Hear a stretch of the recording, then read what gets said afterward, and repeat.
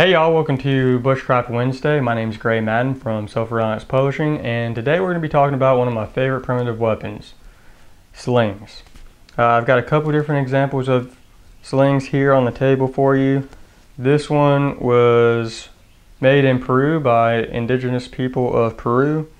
This one I made probably 12 or 14 years ago, and it's one of my favorite slings that I have. And this one is made out of nothing but paracord. You can use any kind of cordage. It's got a split pocket design, and this is going to be the one that I'll show you how to make today.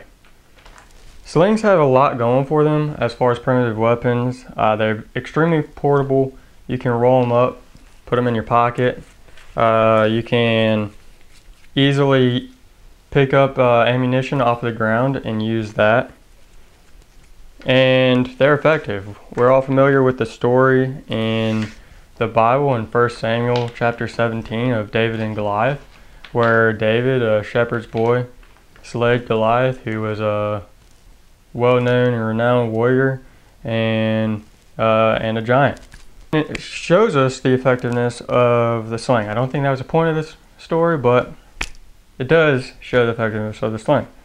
They got some downsides too. Twirling the sling around has a potential of flagging game and giving it time to move. There's a big learning curve to it, but overall I think that the pros outweigh the cons, and I would strongly encourage you to make a few slings and try them. So let's go ahead and get started, and I'll show you how to make a sling like this one right here. So all we need for this project is some cordage and a knife. I'm using paracord because it's something that everybody's familiar with and most of us carry it in our kits already. So I'm also going to use a lighter to melt the ends. So what I'm going to do is take some paracord, about an arm span and a half, maybe a little bit extra just to be safe, and cut that.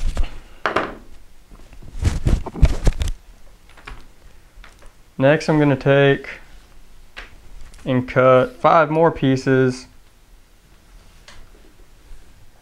that are about yay long, about 3 hang tens or so. Doesn't have to be exact.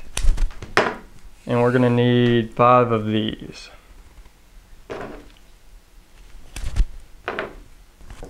Okay, so we're going to take 2 of our short pieces and come a little bit shy of midway up the long string, and we're going to lay the 2 short pieces on either side of the long string like so. You can see that in the video. And we're going to take the long string and tie an overhand knot around the short pieces of string here. And pull that tight.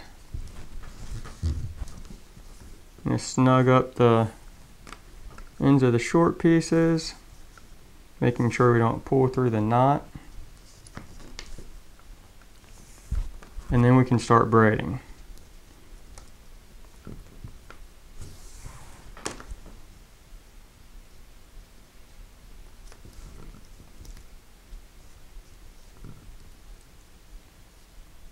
When we braid, we want to keep this as tight as possible so that we don't have problems with it unraveling later on down the road when we're using it.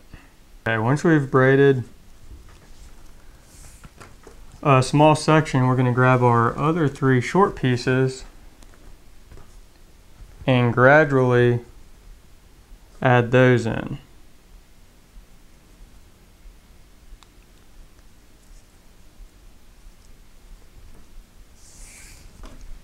Okay, and once you've braided a few times, doubled up like that, you're going to split them off again.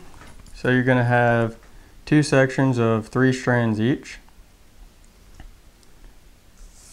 And you're going to braid those individually.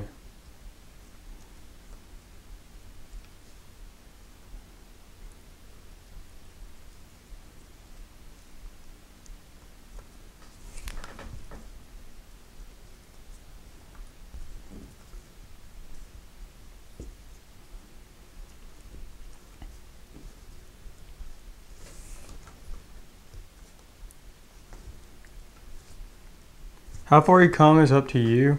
If you go too far, you're going to have a tendency to have your pouch split apart and have your rock or projectile slide through. So I want to go too far with it. Usually I like to do about 2.5, 3 inches, or about the width of my fist. Maybe a little bit shy of that. So we're good right about here. So now we're going to come over here to the other side and start braiding here.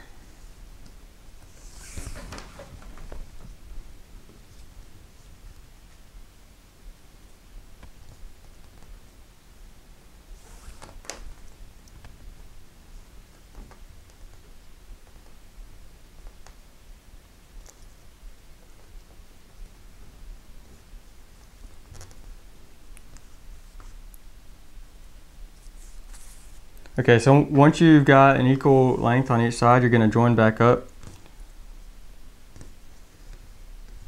and start braiding 2 at a time again.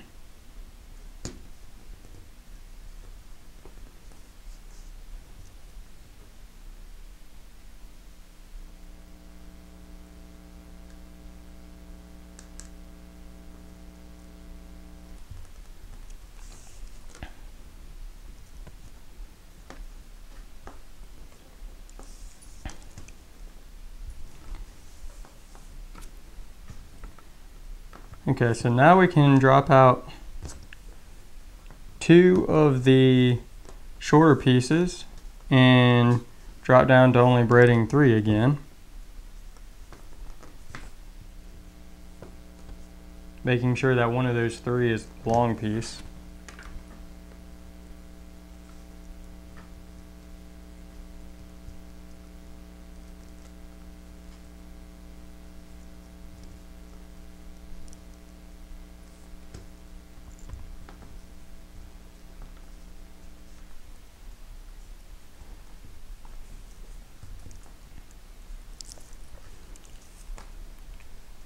And now we're going to take the long piece and tie another overhand knot around our braid to finish it off.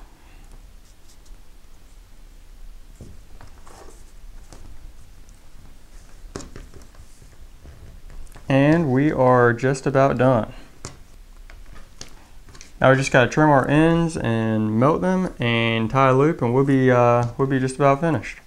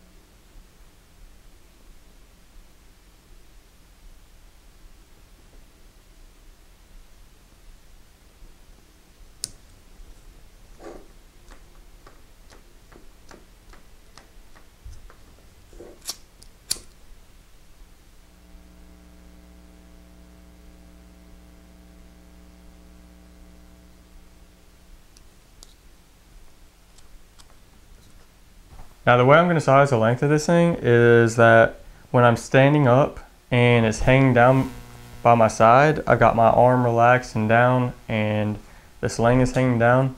It's just barely above the floor. Now for me, I know the length of that is from the center of my chest to my outstretched arm.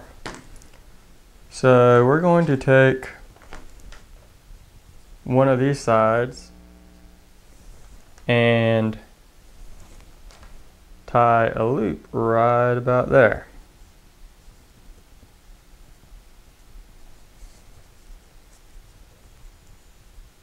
Just a simple overhand knot ought to do it.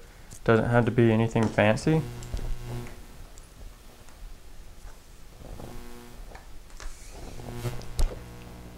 and that ought to be about right. Now on the other end, we're going to also tie a knot, another overhand knot,